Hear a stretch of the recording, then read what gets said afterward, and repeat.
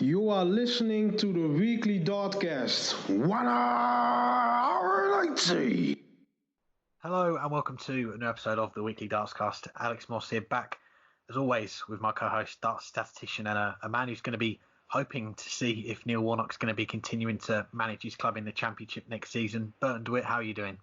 Well, the hope part is not part for the Championship because that is guaranteed now, unless we get a last-minute point deduction. I think many teams are. So the Championship part is guaranteed, so I am doing fantastic. How are you, Alex? I'm doing well too, and we're fresh off a thoroughly entertaining 9 days of live televised darts with the World Matchplay, and we've got a couple of guests coming on. We've got John Gwynne coming on to talk about the tournament, leading PDC referee Russ Bray as well. But there's no better place to start than hearing from the newly crowned World Matchplay champion, Dmitry Vanderberg. I'm joined today by the newly crowned World Matchplay champion, Dmitry Vandenberg. Dimitri, how are you? I'm feeling ecstatic. I'm feeling proud. And, mate, I am living and walking around like a champion. Well, not just like a champion, you are a champion. Congrats on your first major. You said after you beat Adrian Lewis in the quarterfinals that you were in it to win it, and you did just that. What were you feeling when that double 16 went in and you won the title? I was feeling like it couldn't have gone any wrong. It couldn't have gone any different way because look to the way I did it as well. At some point, I've got myself in a nice lead against Gary. I was 16-9 up before we went into the last break, and I just walked off that stage and I was saying, like, it's going to be mine. I'm going to do it. It's going to be my title. And then at that moment, when I hit that double 16, it all went like, yes, I got it. I've done it. Yeah. And then obviously you could see that big smile on my face when John McDonald was calling me out as the winner of 2020 World Matchplay. It's wow. I think I'm still in disbelief, you know? Yeah, it sounds that way somewhat. But looking back, you were quite probably the most consistent and best player over the week. Did you feel early on that it could be your week, or were you just taking it one match at a time? I was exactly busy with taking it one match at a time, but I did spoke a bit more arrogant this time. I did spoke stronger about my own abilities and just putting myself on that extra level of knowing that I can do it, knowing that I can play strong against any player and believe that any game that I play that I can outcome as the winner. And that's how I went into every game. I went into be busy with your own game, be busy with who you are, with what you do, and not with who you're playing or what they can do. Just take it one by one. And what they've told me before already was, you've got the future in your own hands. And that's how I kept talking to myself. I've kept the focus all on me and not about who I play and what round I was playing. Now, we'll come back to the match play in a bit, but it's been a couple of years, 2 to 3 years since we last had you on. So want to ask some questions about your development over the last few years. Last year, of course, was a big year for you, having your senior breakthrough, 2 Pro Tour finals, a couple semifinals as well, getting into the World Grand Prix. What do you think clicked for you at the senior level in 2019? I don't know what changed in 2019, but I do know that I was finally making steps. It took me a lot of time. It took me 5 to 6 years before I got myself onto a Pro Tour final. That was the first step. You know, I was like trying to show myself that I can go deep on a field like that between players of that quality. And, you know, it's the world's 128 best players in darts, and they're from all over the world, from Australia, America, Canada. Now we even have a player from Hong Kong on the tour that managed to get his tour card, and the man is also one you need to be careful with because even he is one of the great players. Even he can win any game that he likes to win. And yeah, just getting myself into a final of a tournament like that was a boost. And then a little later I did it again, and as you said, I qualified myself for the World Grand Prix, and that was my debut as well. It was like one of my goals. Every year, step up. Every year, do better. Like I started in my first year, I think, with 2 major TV events, which was the World Series Finals and the World Championship. The year after, I had the same 2 tournaments, or maybe I had the Grand Slam of darts, the World Championship, and the Player Championship Finals. And I was like, I was continuing growing and continuing achieving goals and step by step getting closer to my dreams. And all of a sudden, a back-to-back World Youth Champion, I just see myself develop slowly but strongly, and all of a sudden you have a win like this, and now I'm in the top 16 of the world. It's, oh, mate, wow, I'm happy that I'm doing it the way I'm doing it, and I will not change. I'll keep doing it this way. You mentioned those 2 World Youth titles. You, of course, the most successful player in development tour history, although Ted Evans is coming after your records. Last year was the first year you no longer could play those. How important was the development tour to your development, and did you do anything differently last year to fill the void not having those 6 weekends to play development tour? I reckon that my mind did something different. I reckon that I was always focused on the development tours more than I reckon I was on the pro tours, because maybe I was still, I don't know, thinking as that's where I need to be on my best. That's where I need to be strong and show them again and again and again why I want to be a role model and why I want to show the youth development players that you've got to take it serious from a young age, and you've got to take your chances. You've got to take them with your both hands. And I'm coming over to the pro tours. I knew that I can win against anyone, but I also could lose against anyone. And I think I've always kept myself back. I think I've always, because of my own mind, kept myself on a leash instead of try to play freely. And then as soon as I stopped playing the development tour, there was no other way of going 100% and then actually getting myself into a final in like the next few weeks after that. I couldn't play the development tour anymore. That was just a little statement for myself as saying, why have I kept myself back on the tour before? Why didn't I just step up straight away? Now, at the end of last year, you went to the World Championships defending quarterfinal money from 2 years earlier, and you defended it all, getting back to the quarterfinals. Did you feel any added pressure having to defend that money, or did it not even enter your mind? Before I went on to get to the quarterfinals, my mind was somewhere completely different. I played a really bad European Championship in October, especially for my feelings, especially for my mind. It broke me down a bit. And since that moment happened, I changed my mind around, and I changed my behavior to the world of darts around, and even took it even more professional and started working really hard, but like working really hard in putting in the hours day after day after day, from in the morning till supper time. You know, it's like doing it as a proper job, putting in 5 to 8 hours on a regular base.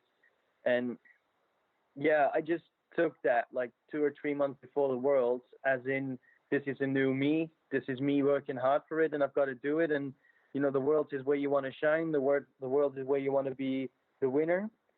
So I didn't really thought about the 2 years before. I thought about more of how I was feeling at that moment and how hard I worked for it. So I just went on that stage, and obviously my first time ever that I was of the top 32 seeded players. And I just performed straight away with a strong game against Josh Payne, and then just kept going as far as I could. And then I had to play Adrian Lewis, and I couldn't get any near to him until the 5th set started, 3-1 down. And then me and he had a little chat back door, and he was like, obviously he said, I've been working and preparing myself for the past 6 months. And I was like, oh, that says a lot. I've only been doing it for the last 2 months. He said, like, well, that's it, kids. But you know what? Always next year. And I just went on that stage again, and I was freely, and I just played my game and managed to pass Adrian Lewis in the last 16 to get myself in the quarterfinal. And that's just like taking it as I always do, game by game, focus on yourself, and whatever happened in the past, you can't change it. It's the future that you can change. You mentioned that great run at Worlds to that quarterfinals. You had another good run just a few months later this year in Minehead, getting to the quarterfinals before losing in one of the highest quality matches of the weekend to Gerwyn Price. Did you feel after Minehead that your breakthrough performance was close?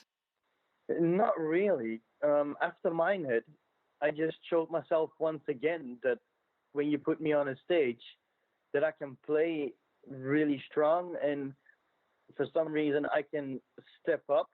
Now I've got to say though that if you look to other players, their draw, but that's obviously the UK Open the way it works, there were a whole lot more tougher games than the rounds that I had to play.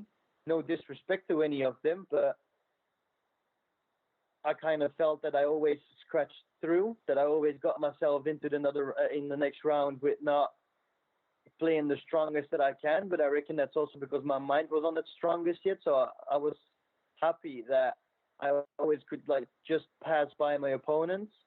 And then at the end, I did play my best game of the week as well, very strong, over 100, and I lost it. So yeah, I know I was happy in the quarterfinal, but I wanted to step on, and once again I didn't. And now at the match play, I did step on, and I did perform from the start, very strong until the end of the tournament. And that's more like me. That's not more like what I have in the tank. That's more like, this is what I can do. Now, right after Minehead, there was the weekend of Players' Championship events before lockdown. Some players pulled out, went home early, and you ended up staying with Peter Wright for a couple months. How did that all come about, and what was that experience like?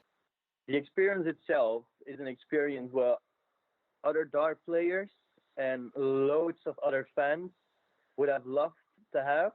It's unbelievable to be around the world champion, the man that has so many experiences, and all of a sudden after so many years, after turning 50, I reckon, he has become for the first time in his life a world champion. He shared all of his experiences with me. He talked about his past life and the way he got through his life in playing darts and traveling around, and how darts was in his years until it becomes now, and how he gets himself built up to tournaments, how he thinks. And I've learned a lot, and especially little tips, little advice that I took on has been working for my own mind. So this experience definitely is something that I will always remember, and I was always will be very grateful to Peter and his missus. I will never take that for granted. We saw how it paid off at the match play, and let's talk about that again. You were the last up in the first round against Nathan Aspinall, the only first-round match on Tuesday. So you played 5 games in 6 days. Do you think that helped your progression in the tournament? I don't know if it helped. I think it would have been nicer to play the first round. You have a day off, and then you play your second round. Because obviously the first round is one of the biggest games you will be playing of any tournament, because you do not want to go to a tournament and go out first round. So, well, in the way I performed against Nathan, which was also a player I've never managed to beat before, that was for me a very, very great start, and I was very proud of it. And then I did a few clinical finishes in that game that got me through at the end. Then I had to play Joe Collin the day after, another player that most of the time wins against me. I think out of 5 games that we had against each other, he won 4 out of the 5. So that also says that managing to win against a player I've never won before, and then winning against a player that actually all the time wins against me, that are just little steps in my mind that shows actually as a big result in winning this tournament. And I am so happy that I'm finally showing myself that I have it in me, that I have the ability to push on, and I am more focused on myself and not on my opponents, and that's what I did the whole tournament through. You mentioned pushing on, and nowhere did that come show through more than the semifinal against Glenn Durrant, against your stablemate. You had a big lead. He came back, took the lead on you 15-14. What did you think to get over the line and win those last 3 legs? I thought to myself, even though I was ahead of Glenn the whole time, I knew that he is a fella that keeps fighting. He never gives up. He keeps digging in. And then it went 15-14 for him, and I said, all right, this is your leg. Win your leg. So that's how I took on the last leg. I went like, win, focus again on your own game, and then I got the chance. Like, if you're playing a player like Glenn, you know that he can hit the 15-dart leg on his own throw with ease. But that leg, I was after 12 and a double. He didn't finish that leg off. And then I said, like, okay, you have the future in your own hands. Take it.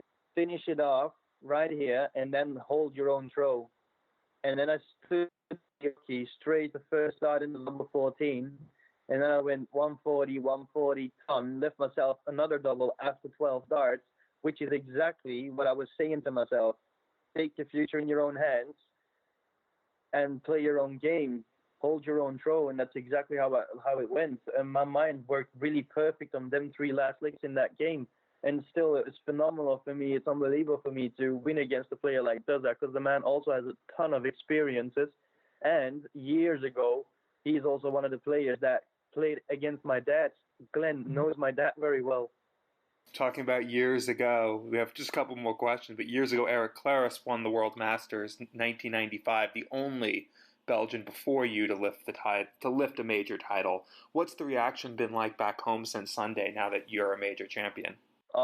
It's unbelievable how many people actually are happy with me and how many people that have been following me and remember me, and especially even though that I've just become a major champion, they still look at me as the Dimitri that they know from years ago. And the thing about me as well is I will never forget where I come from. I will always keep my feet on the ground. And, well, I am taking my time, but slowly I am almost answering to everybody back. And it's so nice to see all of these messages and all of that support. And I'm really loving it. I really am. It's unbelievable. And my family, if you listen to them, if you look at them, you can see how proud they are. And that just makes it even more beautiful and makes me even more realize that I've done something special here. And then last question, you mentioned that you never forget where you come from, but now where do you go from here? Up to number 12 in the world. What's the next target for you? My next target is going to be the same thing as always. I'm going to be focusing on the future. I'm going to be practicing again. I'm going to be getting my mind ready for the next tournament that I have to play. I'm always going to be busy with myself, make sure that my mind stays strong. And I've already got told that I now have a target on my back and that people want to win against me and want to beat me. So I need to be prepared and I need to be ready so I can continue playing my strong game, my performances of around 100 average. So if they do beat me, then they have to play brilliant and with a lot of quality. And I know they all can. But I know that I'm always going to give them a hard time that if they do want to beat me. And besides that, I just want to keep climbing on the ranks until I become the number one. But I'll do it as always, take my time, do it slowly, step by step. Well, Dimitri, congratulations on the title and best of luck taking it step by step to number one. Well, mate, thank you very much. Appreciate the time as well. And especially extra thank you for being interested in doing an interview, mate. Appreciate that. Thanks again to Dimitri for joining us, and let's get into the tournament then. A first major title for Dimitri, winning the World Matchplay on his debut, the first PDC major winner from Belgium, up to number 12 in the world now as well. Does this put him among the elite in the game? I think we have to say it does, and it's been a long time coming, which is a weird thing to say for someone who's 26, but it kind of was also for Michael van Gerwen when he finally broke through in the PDC at least, because he came over as World Masters champion. He won a few small floor titles over his first few years and made a couple of World Youth Finals, but he didn't really get that big breakthrough until actually Blackpool in 2012, about 5 years after he switched over, where he threw the 9-darter, made the quarterfinals, and followed that up, of course, by winning the World Grand Prix in Dublin a few months later. But it has been a long time coming because we've seen what he could produce in the youth game, winning 12 Development Tour titles, winning 2 World Youth titles back-to-back, only player ever to do that. But he hadn't fully broken through at the senior level. Just a couple years ago, he was struggling to even qualify for the World Championship, just got in the last weekend. But he kicked on from there last year and qualified for the World Grand Prix for the first time, started to get results on the floor, and we've always known he could get results on the stage with that big run in the World Championship a few years ago where he only went out in the quarterfinals to Rob Cross in a fantastic match, nearly knocked out the eventual world champion. We've seen what he could perform on the stage. It was just getting enough consistency in the Pro Tour events to get on the stage more often. He's done that now, and he was the best player over the course of the week. It was a bit surprising that he was able to win the title, considering this is the 32 best players in the field, but it wasn't surprising that this would eventually happen. It was a little sooner than we might have expected, but it was bubbling over, and he got it done, and he was the best player over the week. One match aside, that match against Joe Cullen in the second round, every single match was above 98. That's world class. That is the type of standard that you need to win these events, and he's shown that he can do it. He now knows that he can do it, and he'll probably do it again. Maybe not this year, maybe not next year, but he will do it again. Like Rob Cross, it took him a little while to get that second major title after the first one, but another one will come because he is now among the elite in the game. Yeah, I think that's a fair assessment, really. And when you look at it, well, the first player from Belgium to win a major title. Eric Claris winning the World Masters 25 years ago, and we looked to recent years. You're talking the likes of Kim Huybrechts, who's got to a final before, a couple of finals on TV, and more recently Mario Vandenberg in the BDO getting to the semi-finals of the World Masters and the World Championship earlier this year. We're probably looking at Mario as the next Belgian player to win a major title, but in terms of potential going forward beyond that, of course, Dmitry Vanderberg was the leading light, if you like, for Belgian darts, and we've spoken about him a few times on this show. We've been doing it a little while now, but we spoke about him after he had that big run to the quarterfinals of the World Championship a couple of years ago now, and we've spoken about him as well when he's won those 2 World Youth titles that you mentioned back to back, winning both finals on the big stage, both with 100 plus averages. And of course this year as well, he's had a couple of decent runs on the TV going into this tournament. He'd got to the quarterfinals again at the World Championship, just gone, quarterfinals of the UK Open as well. And then when he got to the quarterfinals of the World Matchplay, that's the only player to have reached the quarterfinals in those 3 events, the last 3 big major events. So yeah, he is a player that thrives on that big stage. Going into it, did we expect this to happen? Well, I don't think there was a lot of people that were backing him. 100-1 before the tournament. It was, of course, his World Matchplay debut, and as you touched on there, qualifying for these big events where it is a condensed field. You've got the top 16, and then the next 16 is going to come from the Pro Tour. And when you're not in the top 16 yet, which he now is, of course, which is going to make things easier for him, but when you're not in that top 16 and the only way you've got of qualifying for these events is to perform away from the stage or away from the cameras, it has been a stumbling block for him. But got to the World Grand Prix last year's debut, made his debut of the World Matchplay, and you just got the feeling that if he could go on a big run in one of these big events, get to a final, get to win the title, that could push him on completely, and that is exactly what we've seen. And got to give a shout out as well. There's a lot of stats doing the rounds over the weekend, but Premium Darts Data with, I think, one of the best ones that we've seen. He set a new record for the most 100 plus checkouts in a World Matchplay with 12, beating Alan Norris, Phil Taylor twice, and James Wade, who'd got 11 before. So that's very impressive, and as well as you mentioned, to go with the averages across the week as well. Of course, he didn't get going until Tuesday, the last game in the first round, so he played his 5 games in the space of 6 days, didn't have much rest at all compared with the other players that played a little bit earlier their first round. So yeah, this certainly puts him among the elite, not just in terms of the rankings, but the way that he's been able to perform over a week-long event. That's just proven that he deserves to be where he is right now. Now the man he beat in the final, 2-time world champion, former World Matchplay champion Gary Anderson, but surprisingly, his first ranking TV final since that controversial match against Gerwin Price at the 2018 Grand Slam of Darts. Lost 18-10, wasn't happy with his game. Where do you think the former world number 2, former world champion goes from here? Yeah, I can't remember that game in the Grand Slam. It's escaped my memory what really happened in that game. But yeah, 18 plus months since that game with Gerwin Price that we all remember very well. It's been a long time, hasn't it, since he's been to one of these big TV ranking finals. And he'll be honest, as he has been in his interviews during the whole tournament, he wasn't happy with his game at all. He was saying about his throw, and after the tournament, after the final, he said maybe he needs to switch to a heavier dart going forward when the tour resumes with the Premier League at the end of next month in a few weeks. But during the whole tournament, he was saying that he wasn't happy with his game, but it just shows you the quality of the man, doesn't it? He's been able to produce some big moments during the week, and I'll go to the semi-final on the Saturday against Michael Smith, a race to 17, 15-14 down. He's a breakdown as well, throws in a 12 darter to bring it back to 15 all back on throw, and they go into the overtime as well, and 16 all, and produces 2 magical legs, a 14 darter to hold.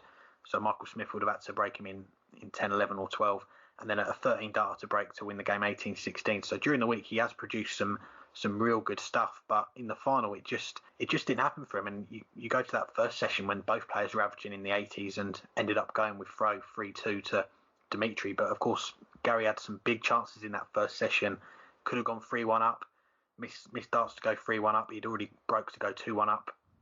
The 130 outshot as well to break to go 6-5. Dimitri comes straight back with a 170 checkout to break for 6-all, and it was 8-7 Dimitri after 15 legs. And you just felt that next session was a big one if someone could take control, and that's what Dimitri did. I think he broke him twice in that session. He won it 4-1 to go 12-8 up and completely took the game away from Gary Anderson. But where does he go from here? Well, he's got a few weeks now, 4 weeks to get ready for the resumption of the Premier League back in Milton Keynes, and he's admitted himself he's not done a heck of a lot of practice at all during the 4 months that we had off. Played a little bit during the home tour, a little bit before his involvement in that started. But I think that defeat has probably shown that if he is going to lift these big titles again, he is going to have to put the work in, and that does involve maybe practicing a little bit more. We know he's one of the most naturally talented players in the game, but at this stage in his career, he's going to be 50 at the end of this year. That can only take you so far when you've got the level of quality that we have now in the PDC, and it was his most one-sided defeat in a final in terms of leg play since he lost 16-4 to Phil Taylor, 2011 Grand Slam. So it's been a long time since he's had a defeat like that in a big TV final. So it's got to give him a bit of inspiration. I think that if I'm going to get these big titles again, I'm probably going to have to put a bit more work in now. Yeah, it was a bit odd that he got through to the final on what appeared on paper to be just a completely loaded top half of the field, because he never really reached top gear. He struggled against Justin Pipe, had a few good moments against James Wade, but he struggled most of that match. He played well against Whitlock, especially after Whitlock came back at him to pull away and put that match away, and that was easily his best performance. And he played well in fits and starts against Michael Smith, but as a match that was very uneven, the first 7 or 8 legs were all 14 darts or more. You weren't seeing any 12 darters until the middle stage of the match, and you expect with those two players that would happen. So we really didn't see Gary Anderson ever reach his top game, but it still was able to get through the final, where he was just outclassed by the man of the week. That said, he defended most of his World Matchplay prize money from 2 years ago, even though he's now out of the top 8. He did the bare minimum he needed to prevent the start of his ranking going down, because as we said back pretty much in January or February when we had our first show this year, this is a huge year for him, because last year was a write-off. He missed nearly half of it with injury, and he didn't do that much in the second half of the year. He barely finished in the top 32 for the year in the order of merit, as it was said and done. But he came into this year defending so much prize money that he had to have a big year. This was the start of it, even though the performances weren't there. He needs, though, 2 or 3 more tournaments like that, because it's not unrealistic that come January he'll be outside the top 16, because he did nothing last year. Maybe he can take a year off and still be a top 10 player. He's been a player that for the past few years has taken many events off. He skips the European Tour overall, and it hasn't really hurt his ranking that much. But after taking off the better part of a year and results-wise taking off a full year, it's now starting to hit him. He's going to need a very good autumn. He's going to need a run in the Grand Slam or the Grand Prix or the World Championships that never hurts to really cement himself still in the top 10 in the world entering next year. He is top 10 talent-wise, but the ranking won't show that. And if he starts falling out of the top 16 with as few Pro Tour events as he plays, there is every chance that this is his last World Matchplay. Because if he's not in the top 16, he has to get in through the Pro Tour Order of Merit. And is he willing to go and play enough events to do that, especially considering he doesn't play any European tours? It's a lot of question marks where he goes from here, not because he's not good enough anymore, but because he hasn't played the events, half due to injury, half due to skipping the Pro Tours. Now we'll move on to our next guest on this week's show, and it is with the legendary commentator, John Gwynne. I'm pleased to say I'm joined by the legendary commentator, John Gwynne. Thanks very much for the time, John. How are you doing? I'm doing very well, thanks, yes. Better than the weather, as they say. It's a Monday morning in Manchester, and the cricket's been played a few miles away from where I live, but there won't be any for the time being. Well, we're talking around 12 hours since the final of the World Matchplay came to a close, and a new major winner in the PDC, Dmitry Vandenberg, winning the title on his debut. We just spoke off air really about that. You got to know him a couple of years ago in Australia when you did a tour over there, but how impressed were you with the young Belgian's run to the title? I was very, very impressed, obviously by his throwing, but that didn't surprise me at all. He's been a very, very good player for a fair amount of time now, some length of time. But his composure all the way through. And one of the things that's always impressed me about Dimitri is that he has the ability to go up to the hockey. If you notice, he's perfectly still, and he looks entirely in control of himself. And that is paramount. And of course, all the great dart players have been able to do that and be totally in control of themselves and not give any signs of real anxiety. Yes, he can be a little bit animated, and why not, pointing to the board and showing his emotion in his own way. But his whole demeanour impresses me. And it's hard to believe a week or so ago, before the start of the tournament, he was 100-1 shot to win the whole thing. But he had gone deep in recent majors, quarterfinals at the World Championship and the UK Open, but yet to win a senior PDC title. What do you think was the catalyst behind this change in fortunes for him? I think it was just that things went his way for a change. I mean, the first time I came across Dimitri, and indeed introduced myself to him, down in the Players' Bar down in the Alley Pally, was the 2018 World Championships. So we're talking about December 2017. He knew who I was, which obviously is always nice. And we had a bit of a chat. And I was down there on that occasion working for TalkSport. TalkSport 2 were doing commentary on the World Championships, and I did a few days. And I actually did one or two of his games, and the one that sticks in my mind was the quarter-final against Rob Cross, which Cross won 5-4, a ding-dong game, an absolute belter, real quality.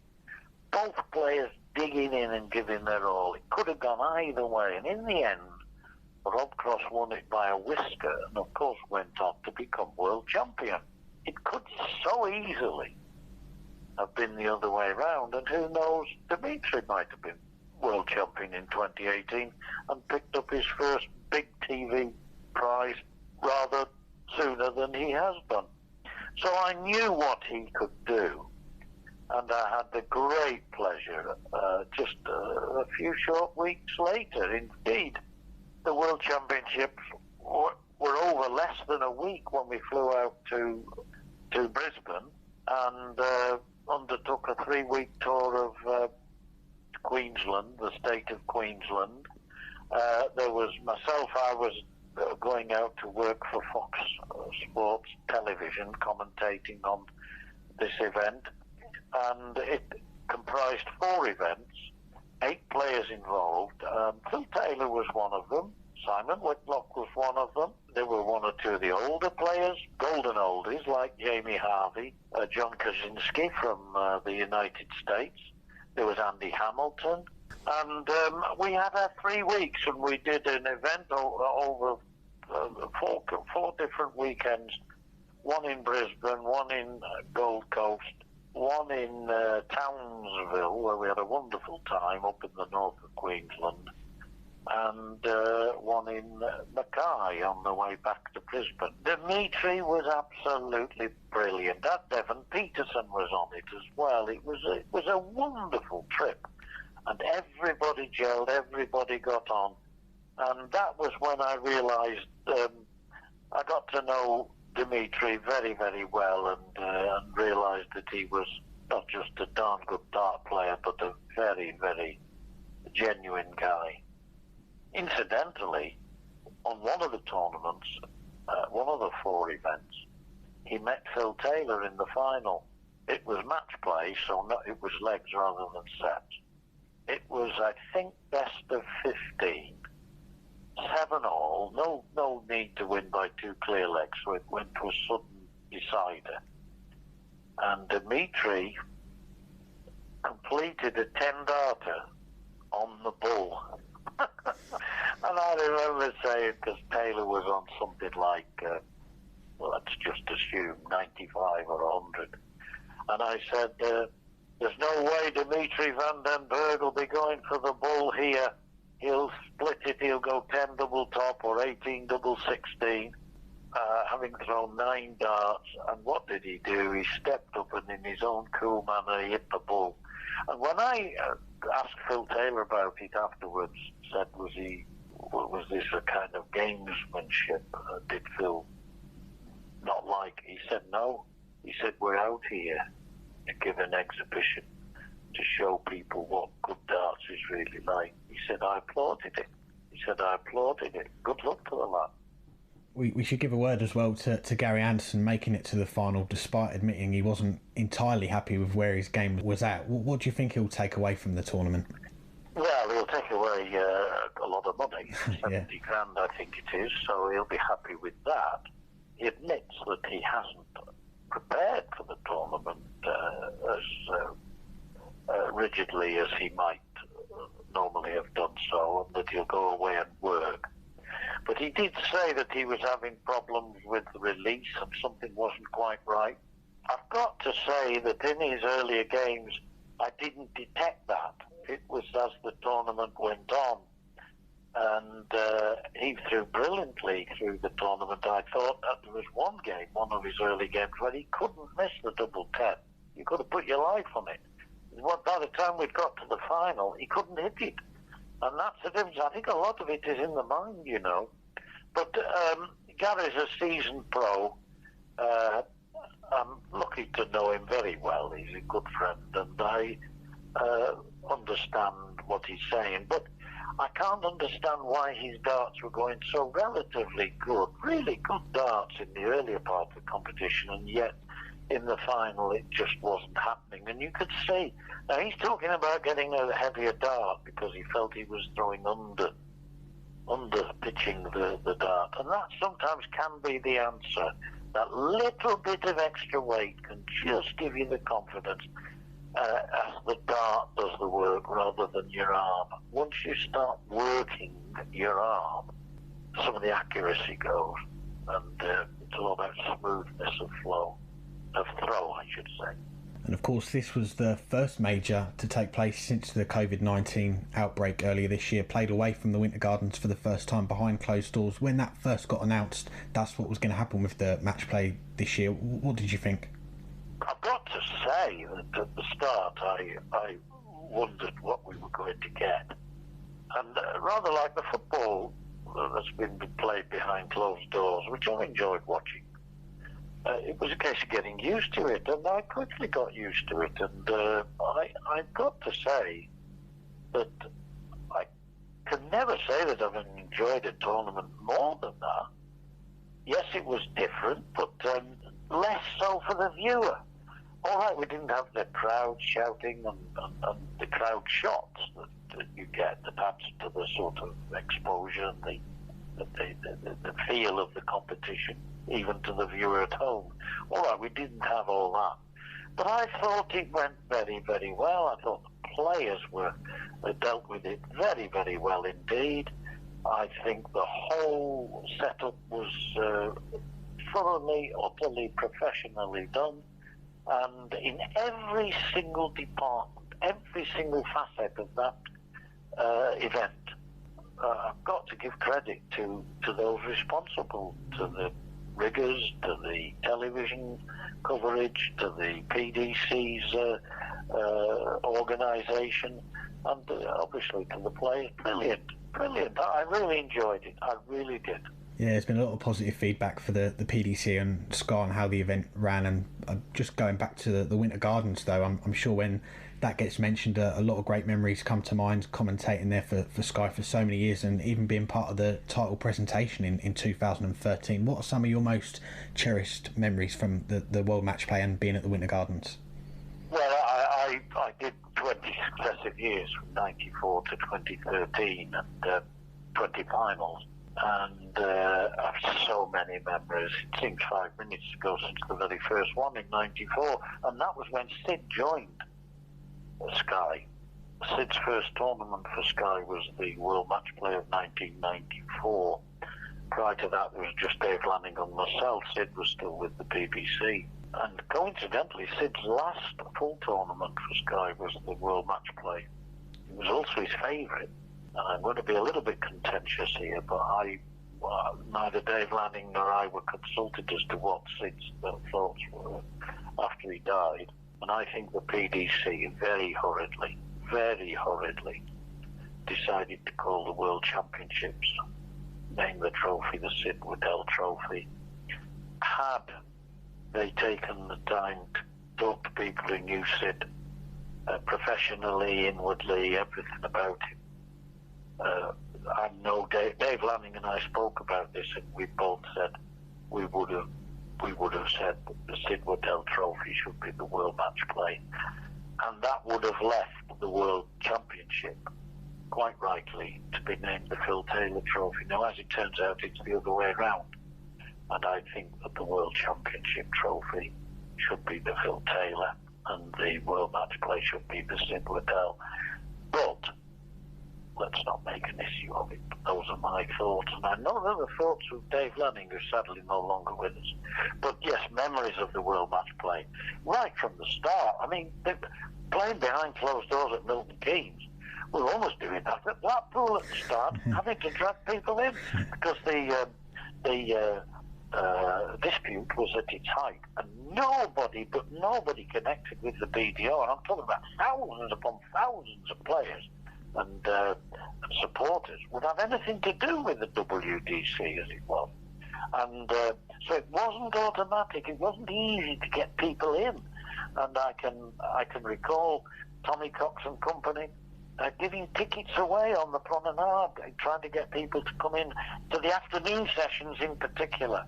But of course, after the event really became established, and eventually the differences between the two organisations ebbed away, it became a remarkably successful event, and let's hope we're back at the Winter Gardens again next year, because that, of course, is where it belongs. It's its natural home. And my personal memories, I'll never forget that first time. What good to tell you. Sid's debut. And on the Saturday of the final between Larry Butler and Dennis Priestley,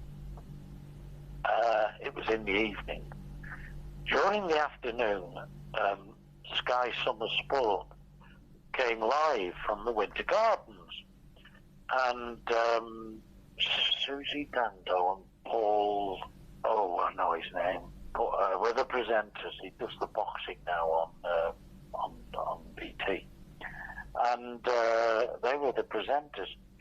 And what just at the Grand Theatre just down the road from the Winter Gardens, not the Everly Brothers, the Bachelors were on. And somebody arranged for me, Sid and Dave to go down to the Grand and meet the Bachelors. And they gave us some lessons on singing Smile for Me, My Diane. I'm in heaven when I see you smile. Oh, sorry about that. But anyway, Smile for Me, My Diane. I had a better voice in those days. And we performed it live. I can't believe this. Live on the stage in the Empress Ballroom, where the stage where the World Matchplay was being held on Sky Sport, Summer Sport in the afternoon. I think back on that very fondly, and I still hope that Sky somewhere have got a recording of it somewhere stored away in their archives. I'd love to see it again. Be a good laugh. But we had fun at Blackpool, and I saw some great games and some wonderful characters. And one could write a book just about the history of the World Matchplay alone from a personal point of view. It was amazing. It's a wonderful tournament in a great setting. We'll circle back a little bit to the BDO. You touched on them a moment ago, and Dmitry Vanderberg, the first PDC major winner from Belgium, and the first major winner since Eric Claris won the World Masters back in the 90s from Belgium. I mean, more recently, would have probably backed Mario Vandenberg to win Belgium's major drought. World Masters semi-final last year, World Championship semi-final this year at the start of the year for the BDO. Two events that you followed closely, working in the commentary box for Eurosport as well. Yes, that's right. I had the pleasure of working alongside Paul Nicholson at the Circus Tavern for the World Masters. First time I had been back there since we left after the Taylor Barney final back in 2007, and then of course at the O2 doing the World World Championship. Yes, he impressed me, Van Bogenhardt, and if I pronounce his name correctly, but I must say that he's not quite got the quality, and he's not quite got the self-control that Vandenberg has. We spoke at the World Masters and the World Championship earlier this year. I remember, yeah. At the time, and there was a lot of uncertainty with the BDO and their future, and it still seems to be the case, even more so now with the virus, the World Trophy, World Masters, the World Championship qualifiers this year all cancelled. How do you see the future of darts below the PDC playing out from here?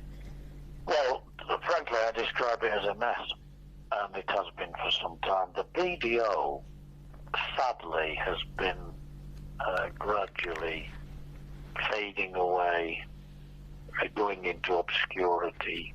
Mismanagement has been rife for several years, and it's got worse and worse. And when a world champion wins 100,000 and only gets, I think, 23,000, it's time then to say that's enough. There are other organisations. The WDF, of course, has already been there for some years and associated with the BDO, joined at the hip, you could say. They seem to be getting themselves into a more prominent position now, and it'll be interesting to see what sort of events they're going to come up with. And then, of course, there's things like the Tri-Nations and the UK Darts organisation. They're trying to sort out the county scene and that. It's all a very muddled mess as far as I'm concerned, and I keep my distance, to be honest. I follow what goes on, mainly on social media, but it's a pity. I saw the original split between, or dispute between the two bodies, the new body, the PWDC and the BDO, back in the late 80s and early 90s, leading to the split in effectively in 93. Although we had done, Dave Lanning and I did WDC events from 1992 in the regions on ITV in Yorkshire, Tyne Tees and Anglia television. So Sky wasn't the first venture for PDC into televised darts, but it was when Sky came in that obviously they got the boost, because they had in the same way that the BDO had a set broadcaster, namely the BBC, Sky Television, as it was, obviously promised a lot and have produced a lot over the years. But to go back to your original question, I can only see the ultimate demise of the BDO, and whatever replaces it. I hope that the WDF succeed in taking over the BDO's role successfully, because there is a place for what I call amateur darts. So I'm not being derogatory to anybody. If you've got real talent, you go to the PDC. And we'll finish up with a couple of questions away from the darts and to the football. We know you're a big Manchester City fan as well. A huge game coming up a week on Friday, second leg in the Champions League against Real Madrid. How do you fancy your chances of getting through that and possibly going all the way? Well, I think the fact that City have a 2-1 lead from winning in Madrid, it's easy to forget that was one of the best victories of the whole season, and they've won a lot. Incidentally, I was very pleased watching their game against Norwich, managing to get 100 goals again in the league. Although it might have been miles behind Liverpool on points, but I think most people say City is still the most exciting and entertaining team to watch. Having that goal advantage at the Etihad on August the 7th is going to be huge. And having those two away goals, even if Real Madrid won 1-0, City would still go through to the finals in Portugal. And obviously, there's one player in particular I want City to do well for, and that is David Silva, who has me, Joe. He's been the magician for City, and he's admired wherever the game is played. People recognise David Silva as a very special talent and a very special man as well, because he's so well liked. He's no edge on him at all. I wished I'd met him. I can't ever say that I have, but I've seen him play so many, many times. Yeah, I'm optimistic about City getting through past Real Madrid, the way at the moment that the team is playing, and it'll be very sad if Real Madrid do come to the Etihad and overhaul that deficit, but they're capable of doing it, of course. Nobody's taking anything for granted. Well, fingers crossed for that. And lastly, we should give a plug to your new book on football coming out very soon, Soccer Satisfied, due out next month. Just give us a little bit of an overview of what the book is all about. Well, it's really almost, I suppose in a way, it's an autobiography with football as the vehicle. I tell of how I was mad keen on two sports in particular as a child, as a young child in Shropshire, where I was born. And brought up in my early years, the country yokel. Football and cricket were my sports. I fell in love with them very early doors, and both have played a huge part in my life. And through the vehicle of football, where I watched my village team, and I graduated to watch Shrewsbury Town in the old 3rd Division South before my father secured a job in Manchester, and we moved up like the hillbillies, because I was one of 6, second eldest, from rural Shropshire up to Manchester, which was a huge change, you can imagine.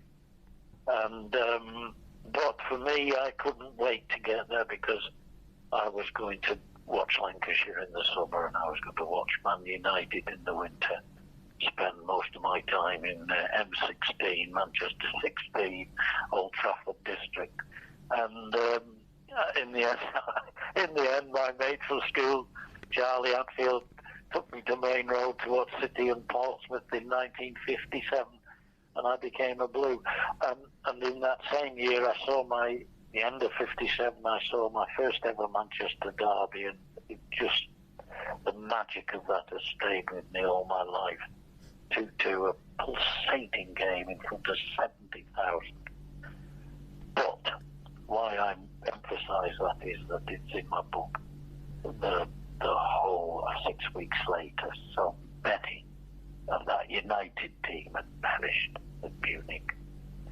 I was 12, and even now, 63 years later, I can't talk about it without getting emotional. So that's in the book, and all sorts of things. How playing amateur football, how I wore Jimmy Greaves' shirt. The great Jimmy Greaves. We got Tottenham's kit because our manager he worked at Umbro in Wilmslow, just south of Manchester, and he worked at Umbro, and Spurs cancelled the kit because they got knocked out of the what UEFA Cup, what we call now the Europa League, and in fact it was Man United who knocked them out. So they cancelled the kit that they thought they were going to need for the next round. And our manager said, "Lads, we've got new kit next week. We're changing colours. Why? Spurs have cancelled their kit. We're having it. We don't look a gift horse in the mouth." So I wore the number 10 shirt, or number 8, I think it was 8. And somebody said to me, "Jimmy Greaves would have been wearing that. Gwynne, you've got a lot to live up to. If you don't score today, you're letting the whole team down." We had some fun. And I played Sunday League football and local football on a Saturday as well. I was football night through the winter, and I played cricket in the summer. Wonderful. So that thread goes through it, and it's all about City, it's all about United, all the great teams that I've experienced, like the Spurs double winning side of 61, the Arsenal double winning side of 71, the great Wolves that I saw with Billy Wright when I was a kid, the great teams, the great City team of Joe Mercer and Malcolm Allison, the great United teams, of course, of not just Matt Busby, but later on Sir Alex Ferguson, whom I met many times, and I've got a chapter on my encounters on the after dinner circuit with Sir Alex Ferguson. Some great memories. There's sad moments as well, like when I lost my wife, and all sorts of things in the book that I hope people will enjoy. It's called Soccer Satisfied. I left teaching, about my teaching career as well, and I left teaching after 20 years back in 1987 to take up a full-time role in the media and commentating on Lancashire cricket and on local football and rugby league, and then the title of the book comes from my having done well over 20 years on Soccer Saturday for Sky, and that came about through Jeff Stelling being on the fronting the darts. I was talking about the World Matchplay at Blackpool, and it was after heavy night's work at the Winter Gardens. We were enjoying a pint, a few of us, in the Imperial Hotel where we were staying, and Jeff said, "What are you doing in the winter?" And I said, "I'm not doing anything." I've been doing football for Radio London, doing the London teams up north for 3 years, but they've stopped doing it, so I'm without work in the winter at the moment. He said, "Well, we'll sort you out, John." And he surely did, and got me on Soccer Saturday, and I've been doing it ever since. So Soccer Satisfied obviously is a play on that, and Jeff has been good enough to do me a foreword, which, to be honest, is really, really good, and I'm very proud of that. Well, John, it's always a great pleasure to get to catch up with you, and wish you all the best with Man City next week, and of course the book release next month as well. Well, thank you very much, and good luck to all our listeners.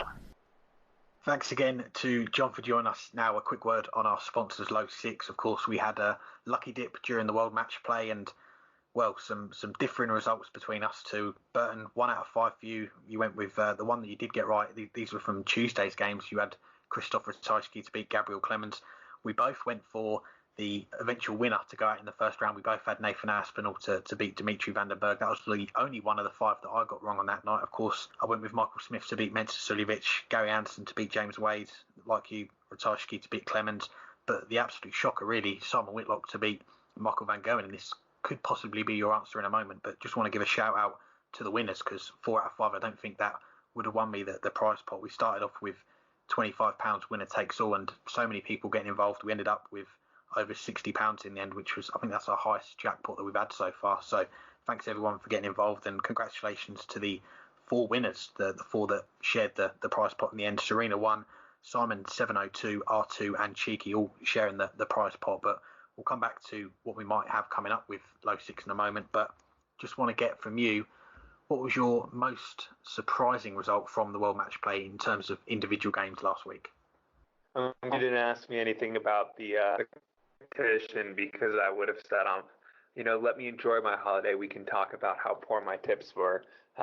Never. But no, I prefer this question. And, you very well could say one of the matches on that night. Whitlock just comprehensively beating Van Gogh. Whitlock didn't really do much wrong. Van Gogh didn't do anything right. It was 11-4, and it should have been 11-4. Yeah, okay, there were a couple times, especially near the end, Van Gogh had a chance to maybe get back in it and miss clumps of doubles. But that was at the end. The first few legs, he wasn't even getting shots at double. Whitlock, we can't say he was great, but he was very good, and he didn't make mistakes. Van Gogh made a heap of them, and almost every time Whitlock punished. What made it so surprising was just that entire combination. It was a complete beatdown in pretty much every facet of the game. And for Whitlock, something that he needed, because he's in trouble now for Dublin since he's outside top 16 as a result of Dmitry Vandenberg lifting the title. But he'll have confidence that he's still a top 16 player after this weekend. That had to be the most surprising. As I said, not because Whitlock won, but because it was so one-sided. Yeah, I mean, full agreement, but I'll give a couple other mentions as well. And given what they went on to go and achieve during the rest of the week, probably not as surprising now, but when they did happen, Dimitri putting out Nathan Aspinall in emphatic fashion, 10-5 in the first round was was a little bit surprising. Not many people were calling that one. Vincent Vandervoort as well, putting out Dave Chisnell in the first round, a real good run. I think he ran off something like 5 or 6 legs to win that one, but of course he went on to get to the quarterfinals. But yeah, like you, the Simon Whitlock game was just, it was. I don't think anyone can argue really. That was the one surprise result from the week, because 15 games he'd lost in a row to him, and to do a performance like that was thoroughly impressive. And hopefully we're going to have another lucky dip for you guys to take part in on Friday. So tomorrow, if you're listening to this when we put this out, the Modus stream is back up and running this week. So get your picks in, go up against myself and Burton, see if you can do better than us, and of course go up against the listeners. And you can download the Low Six app wherever you get your apps. Use the promo code Dartscast if you haven't yet. That's a free £3 bet from us. So if you want to get involved in the lucky dip and use that promo code, of course it is 18 plus, UK residents only, new customers limit 1 per person, T&Cs apply, and please gamble responsibly. And for more on that, go to begambleaware.org. If you do participate, it'll be hard not to do better than I did. Might not do better than I will on the next one, but if you can't beat what I did on the last one, probably shouldn't participate anymore. But let's continue talking about the World Matchplay at least for a little longer. First time it's ever been held outside of Blackpool, outside the Winter Gardens, as circumstances forced it down to Milton Keynes behind closed doors. Still on a big stage, but no one in attendance. How would you rate the World Matchplay? Thumbs up, thumbs down, mixed bag? I think I've got to give it a thumbs up, and just going on the poll as well that we've got on Twitter. If you guys want to have a vote on it, go and check it out on our Twitter at Weekly Dartscast. It's going to run for the rest of the week, but when we're recording this on a Monday evening, start of the week, we've had quite a few votes already, and a lot of thumbs up, 88% compared to 12% thumbs down. So a lot of people really enjoyed it, and I put some feelers out during the middle of the week really on our Twitter to get people's reaction, what they thought of it so far, and even had a brief chat with John Part on the Sunday, the day after the first day, just to say, because he was involved in the broadcast with Sky, and it's great to see him back involved in the commentating side of things, and said, what did you think of it? And he said, I've got to use the quote that he said to me. He said, it's like going to the cinema. If you allow yourself to be drawn into the world presented to you without question, you will be entertained. And I think if you did that during the 9 days, you can't really have much complaints. Full credit to the PDC and Sky. We had Matt Porter on our preview show a couple of weeks ago, and he said about all the plans that they've got. It's going to be the same stage, the walk-ons, the referee, and the crowd noise going in as well. And, managed to watch quite a bit of it over the weekend. Pleasantly surprised, I think, is the words that I'd use, because there was a lot of great games, and credit to the players as well that went up there. Even without the crowd, we'd love to have had a crowd there, but they put on some excellent games during the week, and you were hard to find really a day when there wasn't a talking point or a great game to think, that was well worth tuning in for tonight, wasn't it? I mean, even from the first round, we had that sudden death game with Joe Cullen and Ian White, a game that it was a sleeper really for game of the tournament. Mensa Sulovic and Jamie Hughes going into overtime, both players averaging over 100. That was a really good game as well, and the bit of drama as well with Peter Wright 8-5 down, taking off his glasses and reeling off 5 straight legs. I think that's where I've been going wrong for all these years. Round 2 as well, some really tight games. Of course, the Simon Whitlock surprise result is one that no one really saw coming apart from me. And quarterfinals, another cracking game. Glenn Durrant coming from behind to beat Vincent Vandervoort in overtime. 2 really good semi-finals as well. And I suppose the only downside really is that the final was pretty one-sided in the end. Dimitri winning it by 8 legs, but even so, to see how pleased he was to get over the line and see someone win their first major title, it was a happy ending to the week, if you like. So for me, yeah, it's got to be a thumbs up.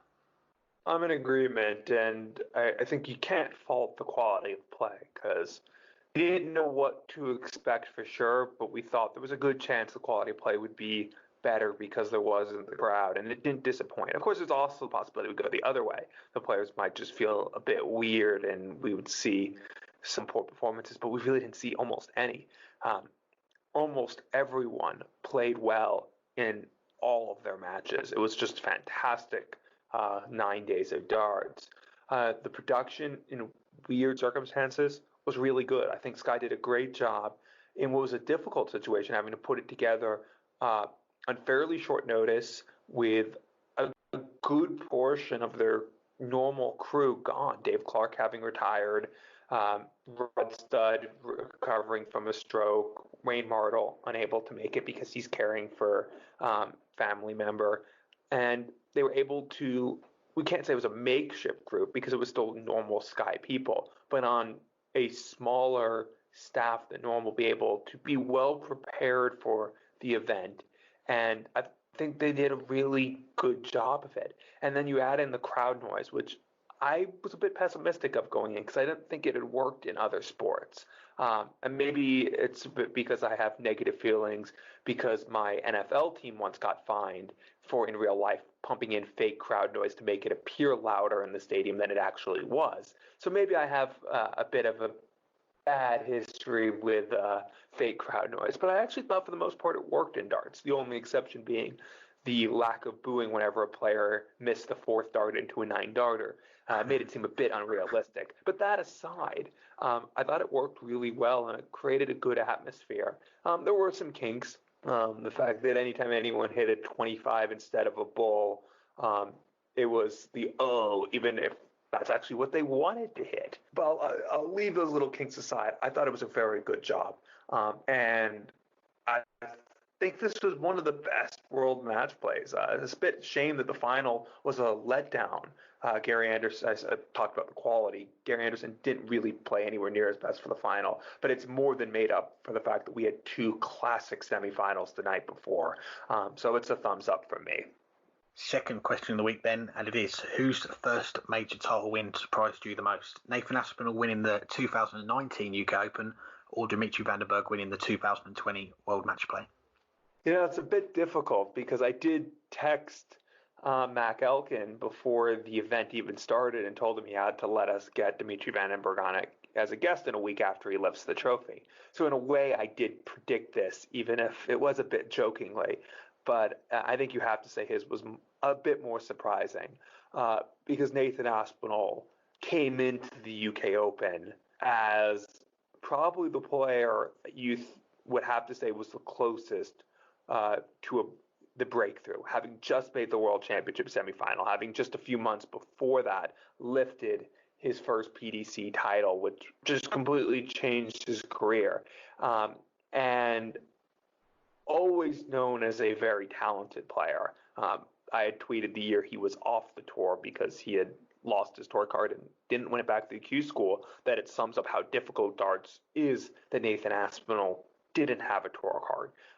I've always been very high on his abilities, but I think everyone was heading into the 2019 UK Open, and okay, weren't picking him to win it in an event where Michael Van Gerwen was in it, because if Michael Van Gerwen is in it, you're probably picking him to win it anyway.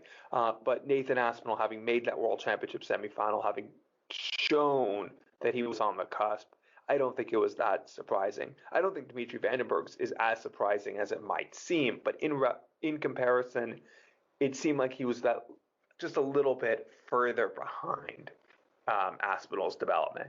You would have said that Dimitri could have had a run, but we weren't expecting him to lift the trophy quite yet.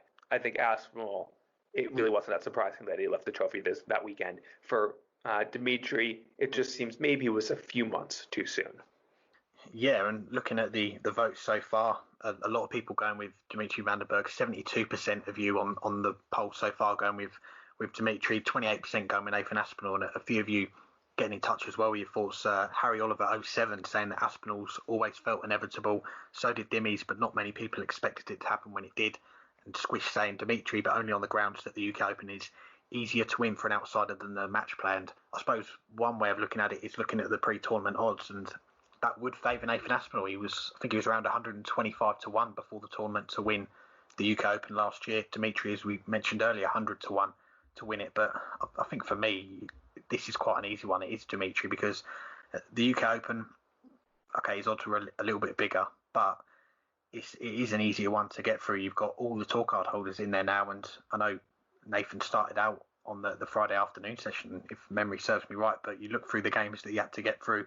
This is no disrespect to the players that he's beaten, of course, all quality players, but when you look at how he got to the semi-finals, Tony Alcinas, Christian Kist, Madas Rasmus, Steve Lennon, and then Ross Smith in the quarterfinals, he did go under the radar. And then, of course, the semi-finals, going into that final session, he was the rank outsider to go and win it when you had Michael Smith, Gerwyn Price and Rob Cross as the other three.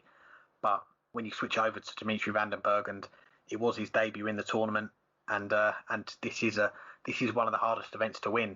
For me personally, it's right up there in terms of hardest to win with the World Championship. I know the World Championship's now a little bit more diluted with the 96 players, but World Matchplay, 32 players, the top 16, the next top 16 on the Pro Tour. And when you're going in as one of the unseeded players, it does make it a really hard event to win. And even when we got to the quarterfinals, I said I'd give a shout out to anyone that can guess what the final was going to be and who's going to go on and win it. And no one went with Dmitry Vanderberg, even when they got to the quarterfinals. There's a few people that had Gary Anderson to get to the final, but even when we got to the final as well, I've said whoever gets the scoreline right, I'll give you a shout out. Closest we had Paul Whitworth going with 18-11 Dmitry Vanderberg, but even in the final, a lot of people were backing Gary over that format and with the experience. But yeah, like you and like a lot of other people, for me, this one's going to Dimitri. Now we move on to our final guest of the week, and it's with longtime PDC referee Russ Bray. I'm delighted to say I'm joined by the voice, Russ Bray. Thanks very much for joining us, Russ. How are you doing? I'm doing really good. It's good to be on the show. Thank you. Thanks for coming on. And we've just had 9 days in Milton Keynes for the World Matchplay. How's the voice holding up after that? Yeah, no problem at all. No problem at all. It's good to be back working, to be honest with you. It's been a miserable 5 months. I can't really say it's been miserable, but it's been different. Let's put it that way. You know, missing work, missing travelling, and it was nice to be back on the stage. Yeah, it was great to see live televised darts back on our screens. And when you found out that the World Matchplay was going to go ahead, obviously behind closed doors, but it was still going to go on, and you got the call to be involved, how excited were you? Yeah, very, very.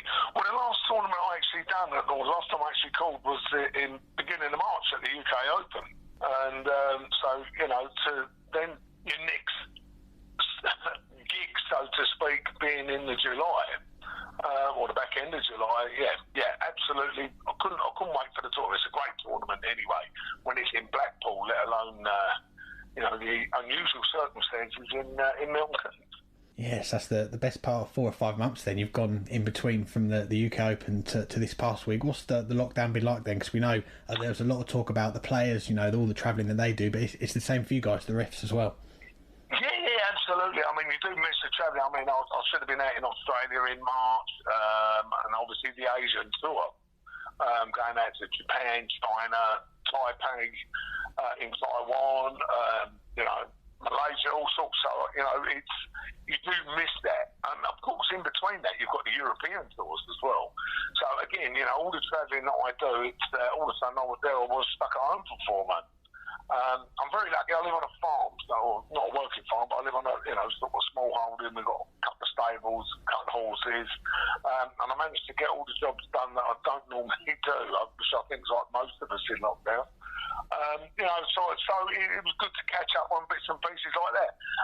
Me and my wife, we tried to treat it as though we was on holiday, so that it was just nice, you know, nice and simple, and that's exactly how it worked for them. Well, honestly, lockdown bar not working hasn't been too bad for me personally. I'm one of the lucky ones. Just looking back at the World Matchplay itself, obviously this was the first big event we've had since the pandemic broke out, and a couple of weeks before we had the summer series, all the tour card holders that could come over were involved in that. What was it like though for the officials turning up to Milton Keynes for the World Matchplay in terms of the bubble scenario? What were you allowed to do? What weren't you allowed to do? Well, when we first got there, we got there on a Friday, so my time with like George Noble, Kurt Bevins, Johnny McDonald and that, our time was 4 o'clock to be there on the Friday so that we could be tested. So we COVID tested, that's like a swab up your, you know, your nostrils and the back of your throat. You then get escorted to your room and you stay in your room until you got the result, which was at 1:30 on Saturday afternoon, and we were starting Saturday night. So we was able to go out. We were allowed to go out and come back into the hotel. There's a few restaurants down the side of the football ground there. A nice Italian, a nice Turkish place that we used all week actually. But to get back into business and get into the event itself, when we got into the venue, because obviously you had no crowd, so it seemed very, very strange atmosphere with no crowd, but actually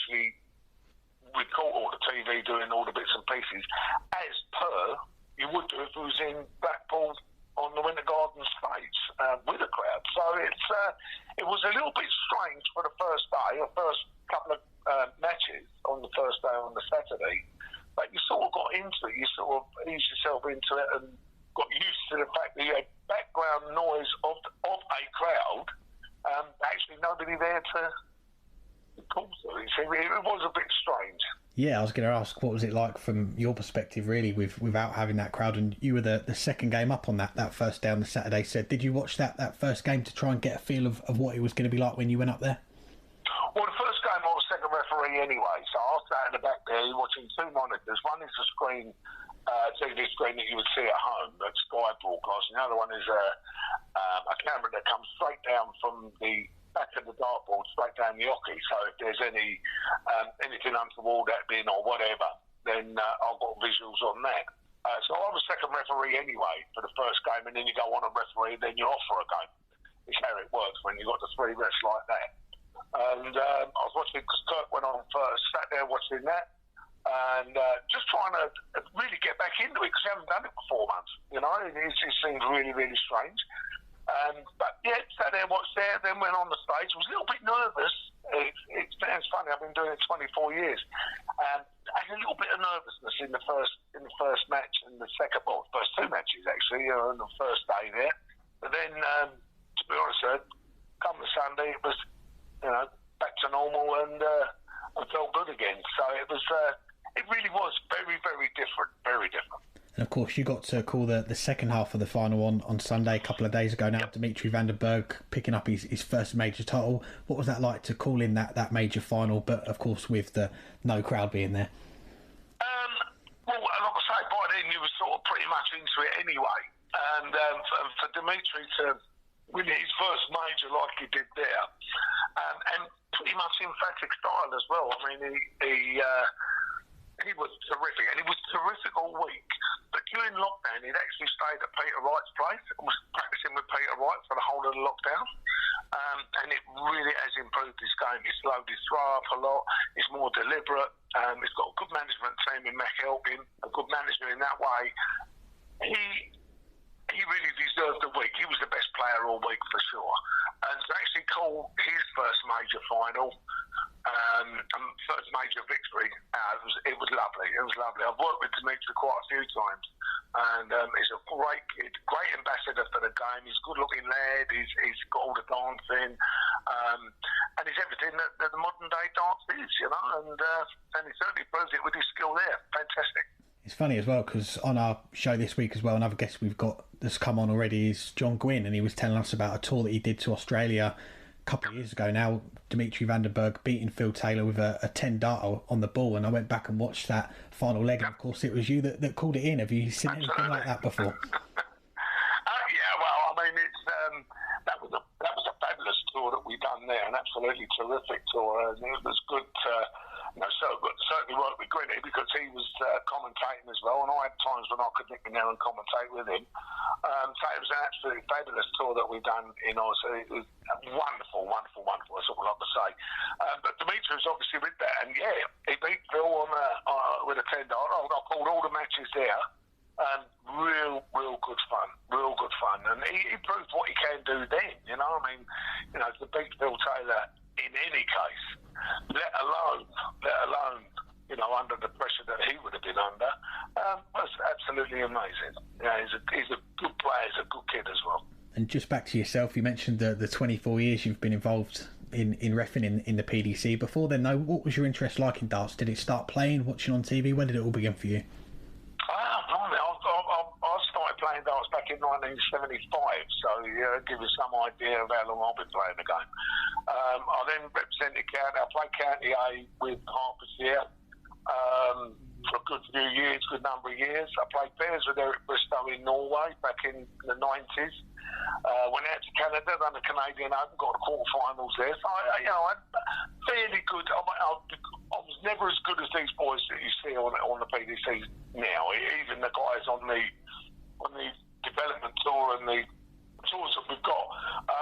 I was a decent dart player, decent county dart player, but I've always enjoyed the game. Always enjoyed watching it, and I followed it ever since. So for me to actually be involved with it and get paid as being my job, then you don't get any better than that.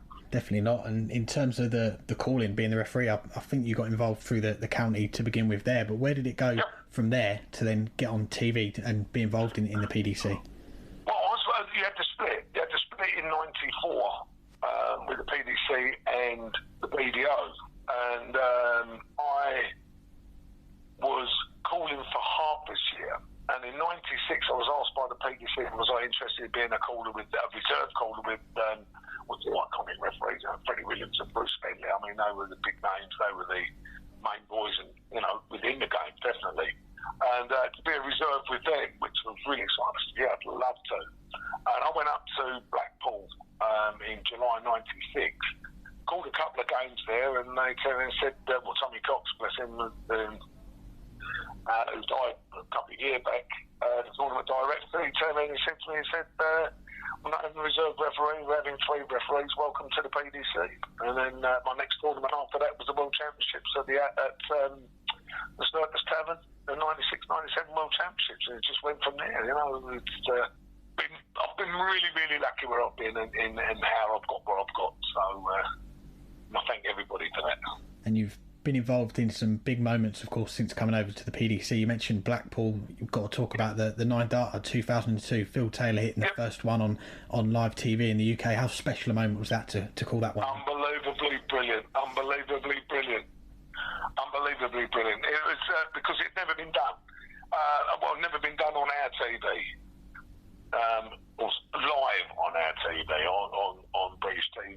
It was done a week before in Dutch TV by Sean Greatbats. He actually claimed the very first live 9-darter. There have been 2 9-darters prior to that with John Lowe and Paul Lynn.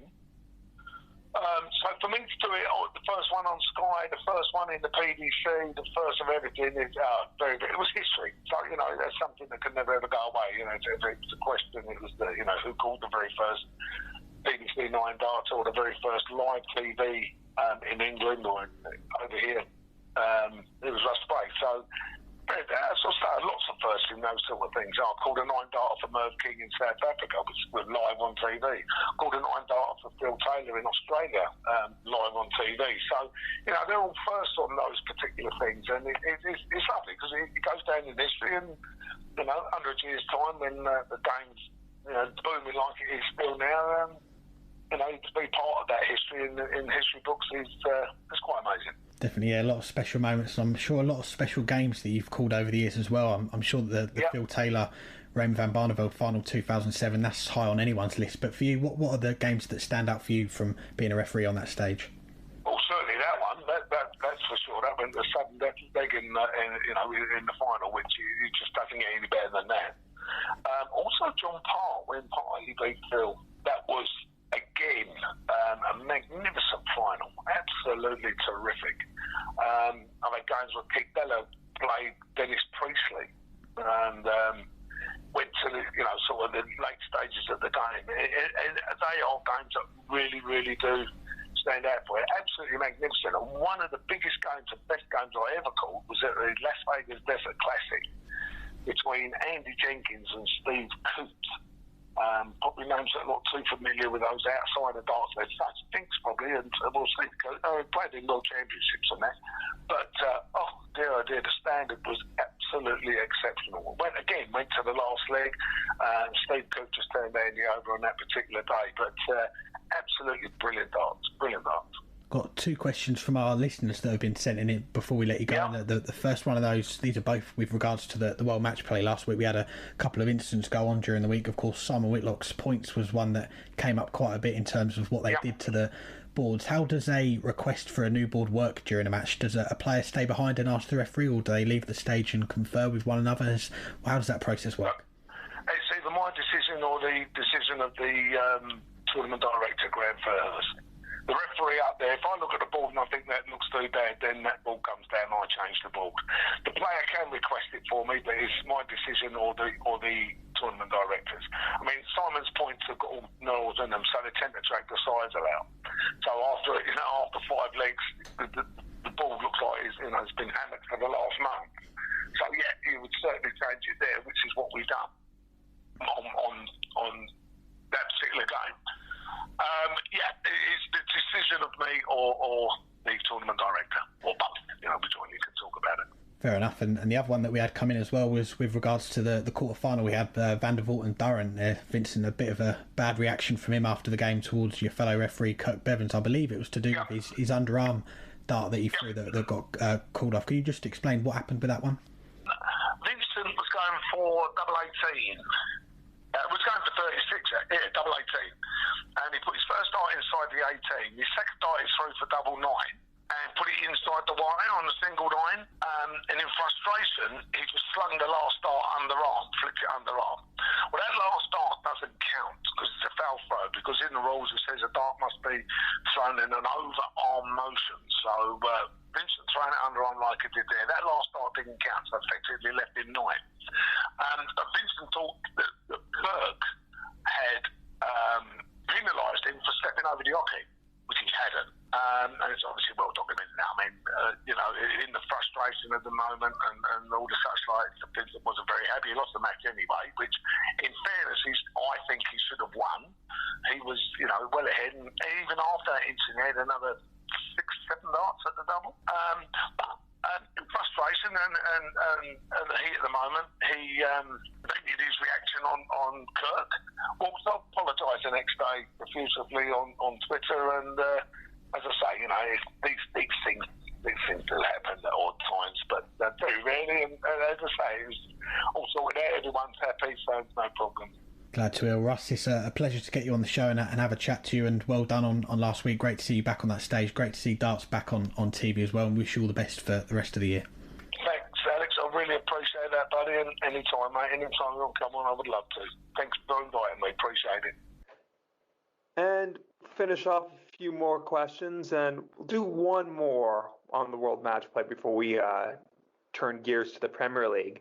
As we've mentioned a few times, 100-1 pre-tournament odds on Dmitry Vanderberg, but he went on and lifted the title. 31 players did not lift the title as a result. Who of those do you think would be the most disappointed not to have got their hands on the Philip Douglas Taylor Trophy last week? I think that's why they only used his first and second names for the trophy. But yeah, I think for me, and we've spoken about him quite a bit on this show this week, but the leading person for this answer for me is Gary Anderson, because, okay, I know he's a player that doesn't big himself up too much. I remember the first time I spoke to him, this was around 2015, 2016, I had a chat with him at some event, and he said that whenever anyone asks him, oh, what do you do for work? And his answer is, oh, I play darts. And they say, oh, are you any good? And he says, yeah, I'm all right. And this was when he just won back-to-back world titles. So he's someone that's quite understated in his game, but this was an opportunity to put himself amongst, he's already amongst an elite group of players, but in terms of world match plays, he'd have been only the fourth player to win more than one world match play with Phil Taylor, Michael Van Gogh and Rod Harrington, but also he'd have been only the third player to win multiple PDC World Championships and World Match Plays, and the only other two on that list are Phil Taylor and Michael Van Gogh. So it's a big opportunity missed, I think, considering that he got to the final to add his name to those lists. But aside from that, I think you've got to give a mention to the two semi-finalists. Glenn Durham, it was his fourth major semi-final since he moved over from the PDC, and okay, he's now only into his second year, but when you get to a semi-final and you're up against an unseeded player, you've got to look at that as an opportunity. And he did get very close, didn't he? He only lost 17-15 in the end, so he was well in that game. Michael Smith as well, he's another semi-final for him, close to getting to another big final, and as I mentioned earlier in the show, he was leading towards the end of that game with Gary before he produced those two moments of magic. Aside from that, if you're looking at the quarterfinalists, really, I don't think you can look too far beyond that, going further back. But Simon Whitlock, when you get that win over the world number one, you've probably got to be thinking, if I can carry this on, I could go all the way. Krzysztof Ratajski, of course, this was his first big quarterfinal in the PDC on TV. I think this is it's a good step forwards for him. I don't think he'll be too disappointed with his week. Vincent Vanderburgh, I mentioned him as well. He was in such a good position, I think 10-5 up against Glenn Durrant in that quarterfinal and ended up losing it. He'll probably be looking back as maybe I could have got a little bit further, got to a semi-final. And Adrian Lewis as well, the other quarterfinalist. Good to see him back, putting in some bigger averages, better performances, getting to the quarterfinals. But like Krzysztof Ratajski, really, I think this is another step in the right direction for him. So for me, I think Gary's the one, and then you're probably looking at the two semi-finalists. Yeah, and I was going to start with the two semifinalists as well.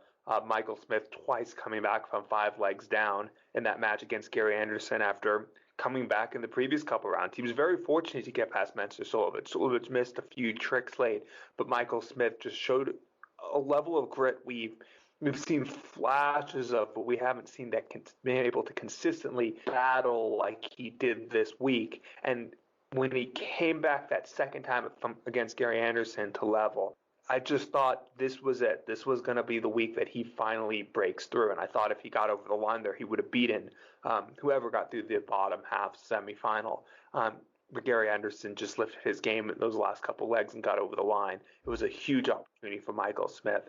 And I think it's the most mature we've seen from him over the course of a week. I think that first major is coming very soon for him.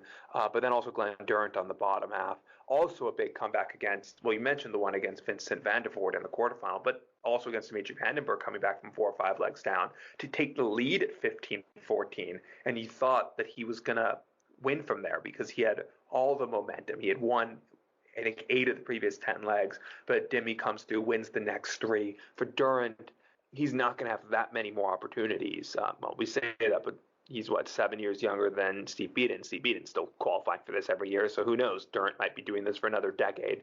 But he has fewer opportunities left. This seemed like the opportunity for him as well.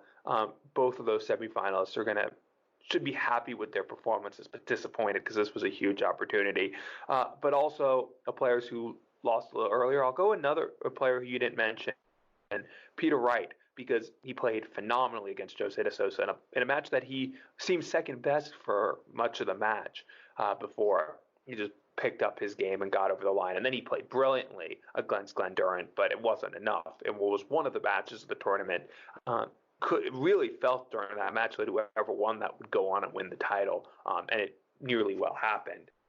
But for Peter Wright, still hasn't won this, the world champion, still only has those 2 major ranking titles. This was a huge opportunity for him to finally win the World Matchplay.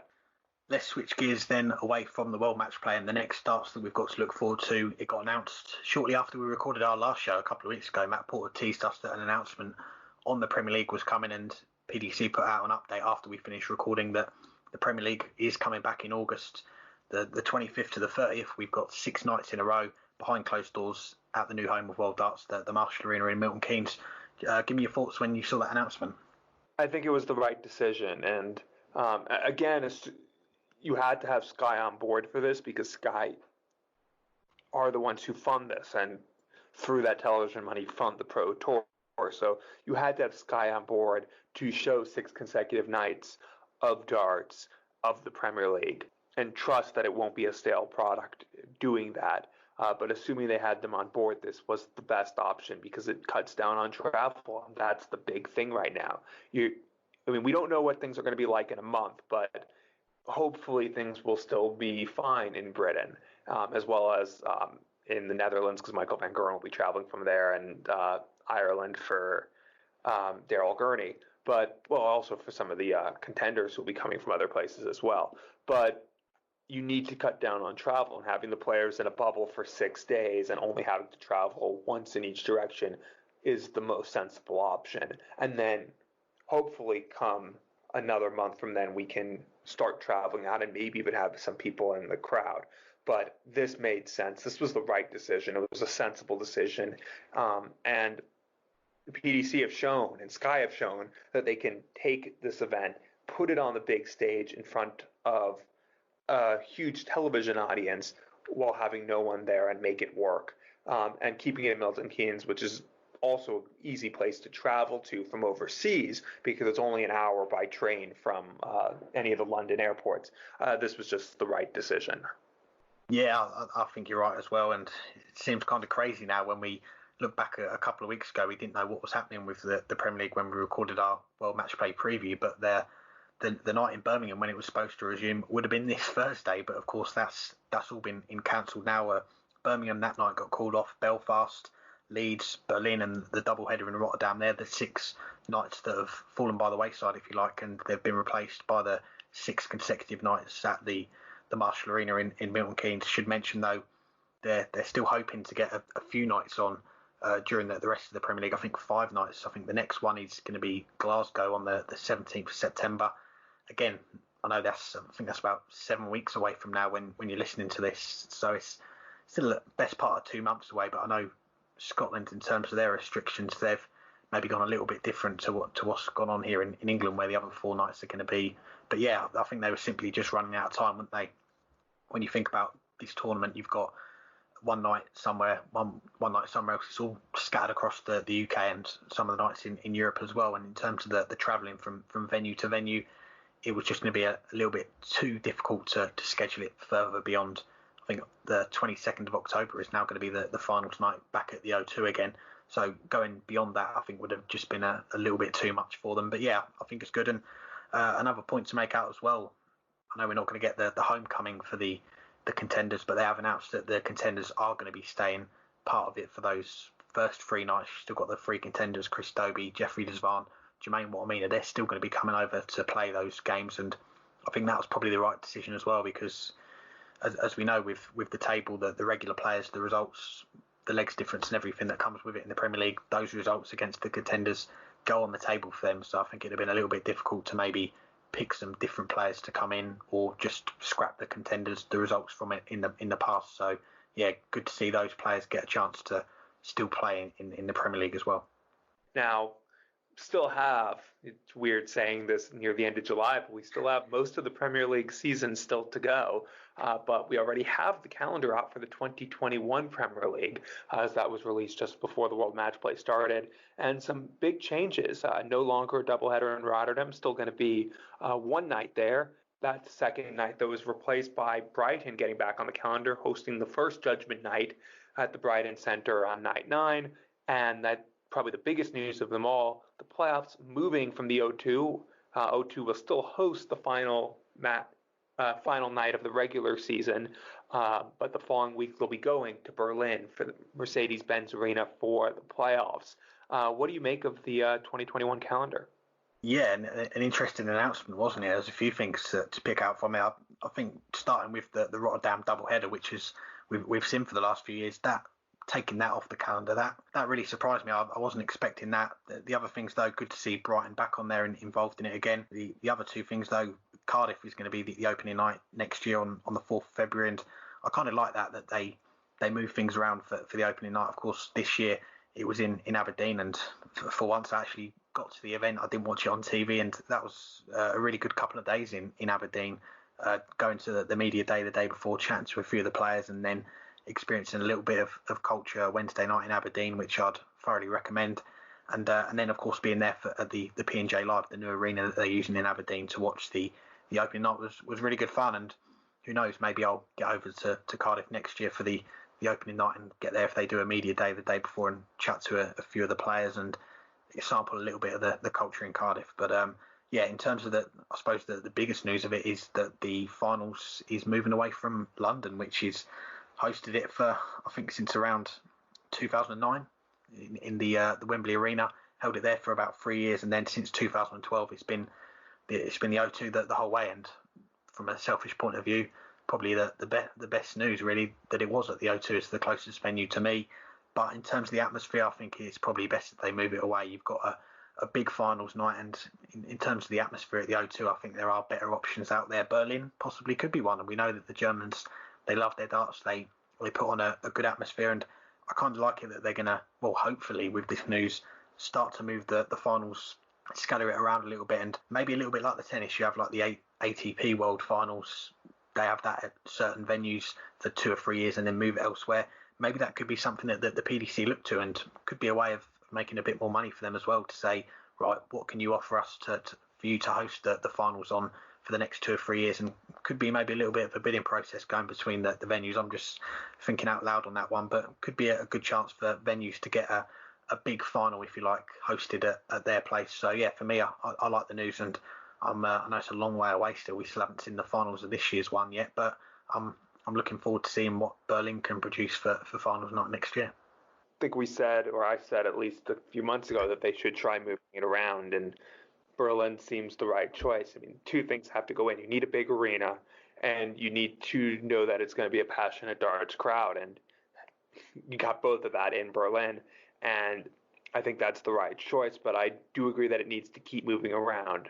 That doesn't mean that 2022 should be outside of Berlin already. As you said, maybe it'll be a bidding process, but keep it there for a couple of years, but then try somewhere else, and maybe even try somewhere where there isn't anything else. How about try bringing it to Spain, where could be an emerging market, or bring it somewhere in Eastern Europe where we've seen from the Euro Tours there before that the passion is there to bring the best players for the second biggest prize fund in the game there for the finals would be incredible. But again, you do need to have a huge arena, and not all these cities that have the passion have those arenas. But I think it's the right call.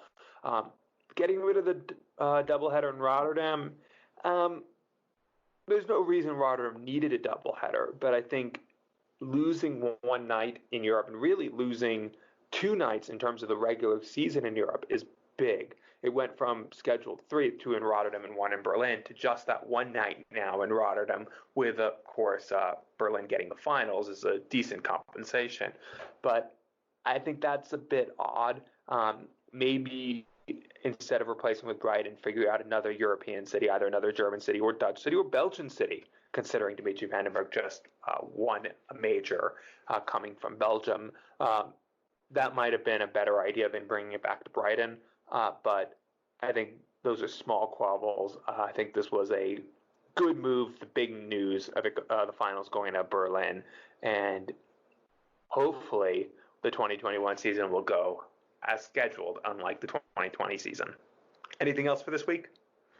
Yeah, we've got our fingers crossed there. Just a couple of things, really. Just want to say, I know we didn't have a show last week, but I hope everyone enjoyed the World Matchplay, watching it from home. And thanks to everyone that got involved with us on Twitter as well. We had a lot of you tweeting us during the tournament as well, so it was nice to hear from a lot of you guys as well. And I want to give a shout out as well to the people that are following us and supporting us on Patreon. If you haven't seen it, we've got a Patreon page, and shout out to Andrew Dugan, who's part of the Hang Tight Club, but all our Patreon members as well. I think we're into double figures now, which is great. If you want to be a part of the Handicappers Nightmare Club, the Appreciation Minute Club, or the Hang Tight Club with Andrew, then head on over to patreon.com/weeklydartscast. And if you want to support us just by listening to the show, that's good enough for us anyway. But if you want to support us with a little bit of money as well, then that's always greatly appreciated. And I suppose really going forward for the show over the next couple of weeks, not sure if we'll be back next week or the week after, because we've got a few weeks now, haven't we, with the break before the Premier League gets started. But I'm sure we'll be back before the Premier League comes back to chat about what's going on in darts, and of course look ahead to the Premier League coming back at the home of World Darts, the new home of World Darts in Milton Keynes. Yes, indeed. Thank you. Echo those thank yous to all of our Patreons. We'll see what the calendar is like. I'm still hopeful that they'll throw a few more Pro Tour events in ahead of the Premier League events, but might be a little late for those to get announced, but you never know. We're on an ever shifting schedule right now in an ever shifting world. So probably won't be back next week unless there's some major announcement ahead of there, but we'll be back fairly soon. Let us know anything else you want us to talk about, anyone else you want us to get on as we get to the money end of the season. Hope everyone is staying safe. I hope everyone is staying well, and I hope everyone is staying hanging tight. We'll be back soon.